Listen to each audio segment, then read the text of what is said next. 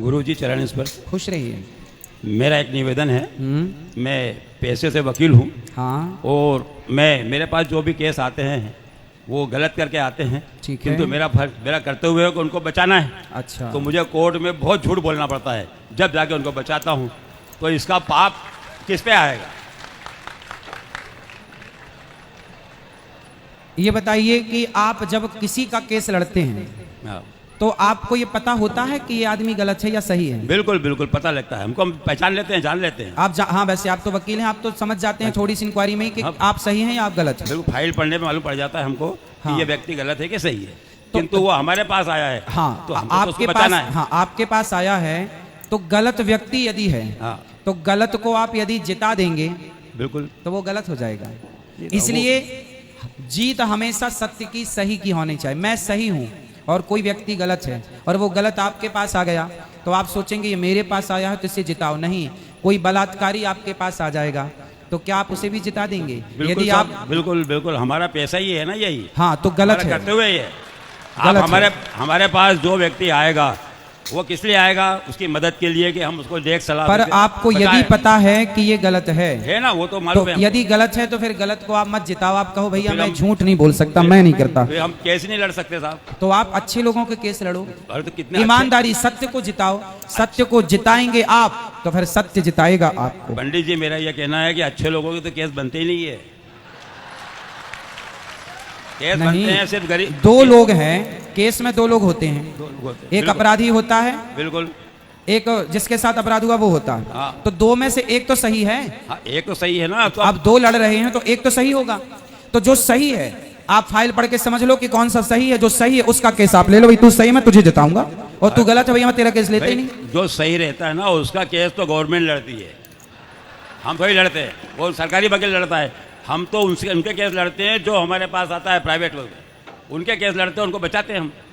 हाँ। अब हमारा तो, अब जैसे हमने कई एक्सीडेंट हो जाते हैं, मारते, हम जानते हैं कि इसने एक्सीडेंट किया है, हाथ करके बदमाशी करी है, फिर भी हम उसको बचा लाते हैं और बरी करवा देते हैं। तो ये तो हमने पाप तो किया है। बिल्कुल, पाप तो किया है। इसका प्रतिफल क्या होगा ये मैं सिर्फ जानकारी। अब इसका प्रतिफल तो देखो, हर कर्म का फल भगवान देते हैं। बिल्कुल, बिल्कुल। भीष्म पितामह जी ने बाणों की सैया क्यों पाई? क्योंकि 21 जन्म पहले उन्होंने एक कांटे को, एक सांप को कांटों के ढेर में फेंका था।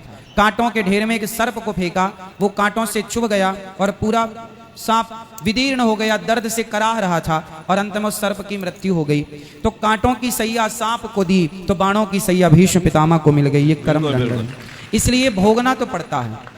यदि आप अनजाने में पाप कर लिए हैं तो, और क्षमा मांग लिए हैं, अब नहीं करेंगे तो शायद भगवान क्षमा भी करें।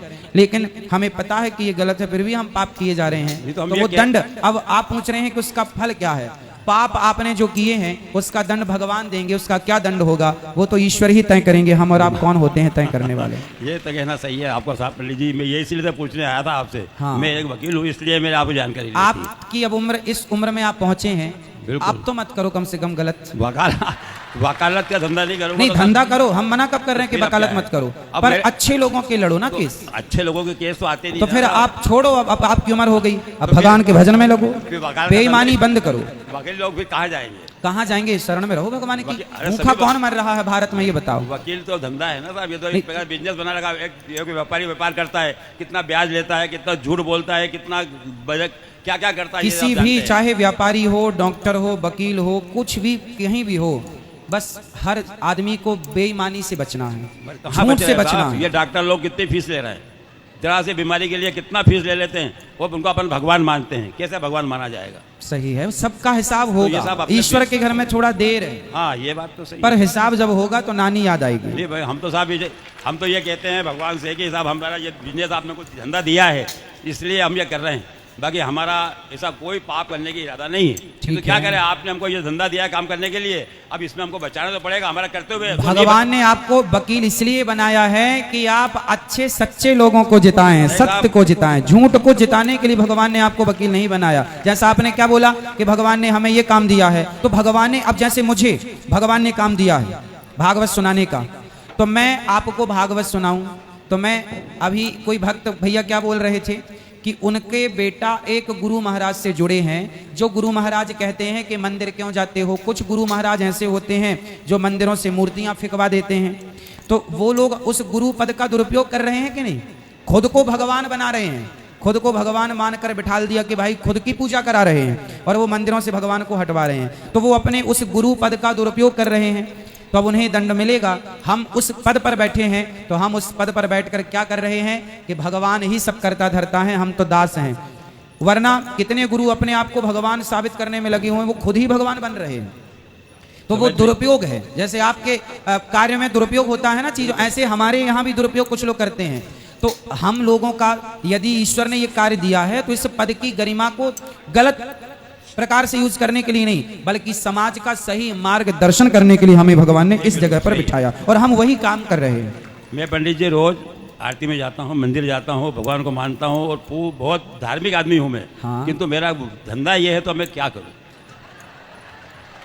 सत्य बोलिए, सत्य की राह पर बिल्कुल चलिए। साहब, अभी मैं मंदिर डेली जाता हूँ, आरती में डेली जाता हूँ, सुबह भी पूजा पाठ सब अच्छा करता हूँ। हम क्या करूं? मंदिर मेरा जाते धंधा यही हैं, मंदिर जाते हैं और मंदिर जाने के बाद आकर गलत काम करते हैं तो मंदिर जाने का लाभ नहीं है। तो साहब धंधा ही मेरा यही, तो क्या करूँ मैं?